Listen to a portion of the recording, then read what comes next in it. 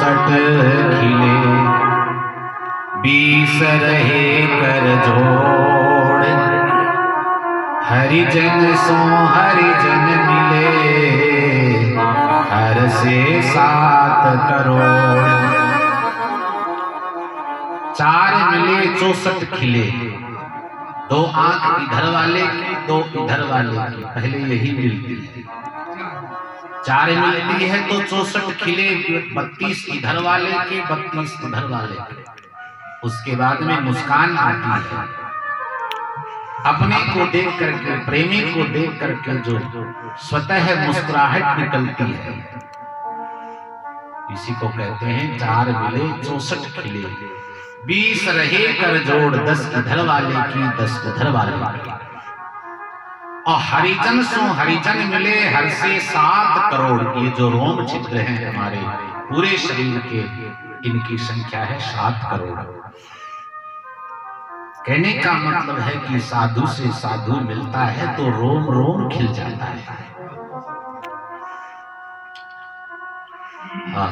350 350 3.5 3.5 बराबर 7 करोड़।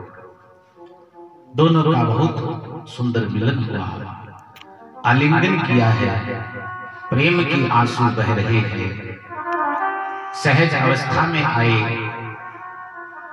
बैठे हैं। विदुर जी महाराज कहने लगे,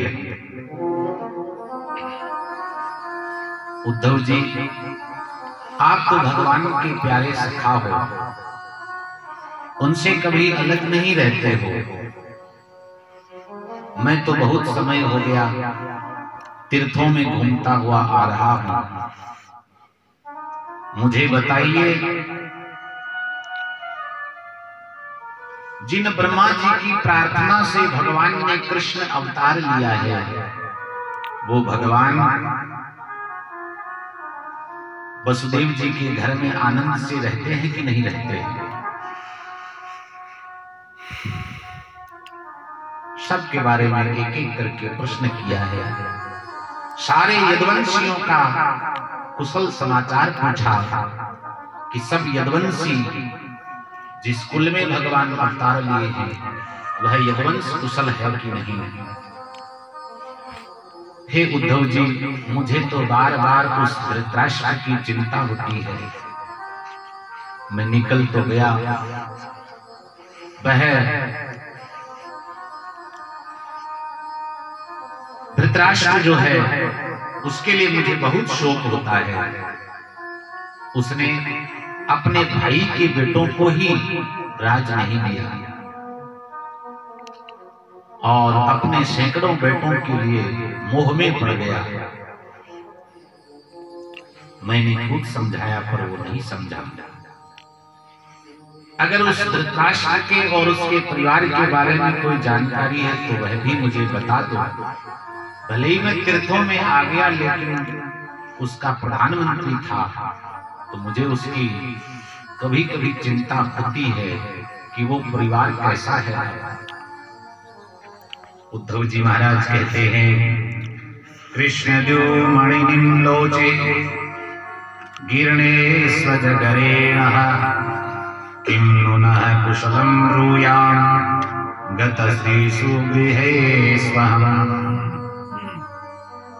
उद्धव जी कहते हैं, महाराज क्या बात पूछते हैं? तुम कहते हो कि धृतराष्ट्र के लिए चिंता होती है। उस धृतराष्ट्र का सारा कुल खत्म हो गया है। अब युधिष्ठिर जी का राज आ चुका है। वो धृतराष्ट्र उन्हीं युधिष्ठिर जी की सेवा से जीवित है।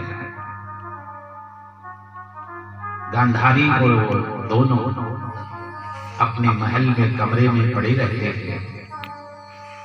समय पर उनको रोटी मिल जाती है।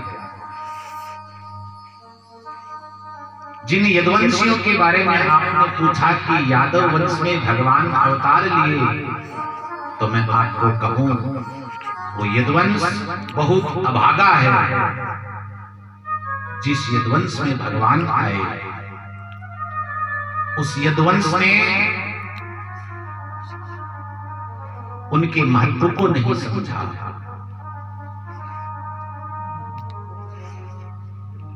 भगवान की भगवत्ता को वे लोग नहीं जान पाए। वो यदुवंश बहुत अभागा है।